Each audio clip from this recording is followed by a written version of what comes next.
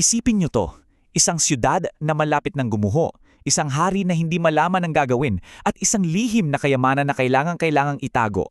Ating alamin kung paano ang takot ng isang pinuno ay pwedeng maging mas delikado pa kaysa sa isang buong hukbo ng mga kalaban. Para ma-imagine nyo yung eksena.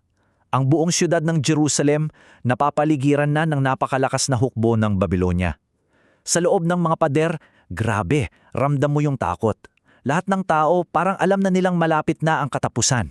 Para kang nasa isang bangungot na hindi ka magising-gising. At sa gitna mismo ng buong kaguluhang to, may dalawang taong magiging sentro ng kwento. Isang propeta, may dalang babala galing sa itaas, at isang hari na kailangang pumili.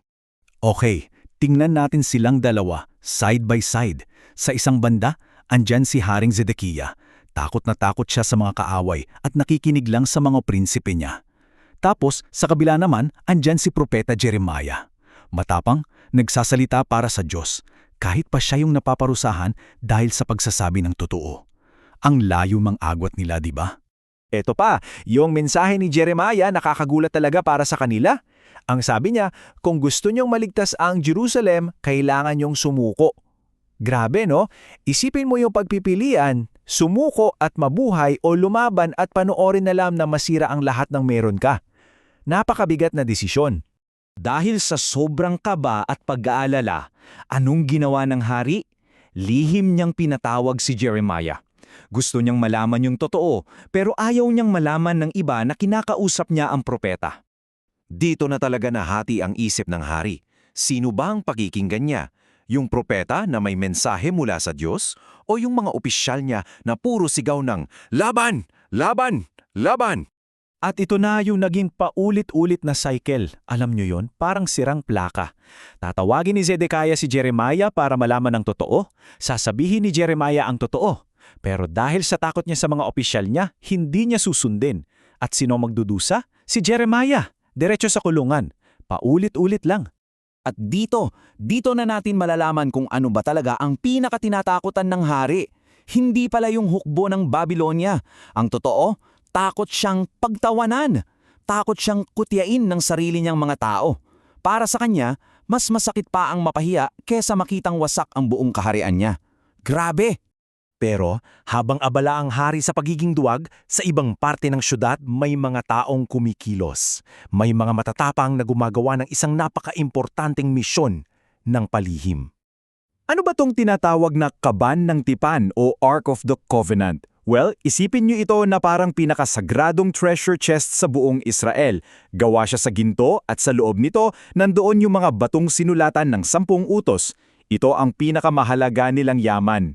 So may isang grupo ng mga tao doon na alam nilang babagsak na ang Jerusalem. Kaya anong ginawa nila? Kinuha nila yung Kaban ng Tipan para hindi ito makuha ng mga kaaway. Dinala nila ito sa isang lihim na kuweba at itinago. At ang pinakaastig dito, hanggang ngayon, sa panahon natin, misteryo pa rin kung nasaan ito nakatago. Okay, balik tayo sa hari. Sa huli, gumawa na siya ng desisyon at pinili niyang huwag makinig sa babala. At ang kabayaran ng maling desisyon na to ay magiging sobrang bigat para sa lahat. At ayun na nga ang nangyari. Sunod-sunod ang trahedya. Gumuho ang mga pader ng Jerusalem.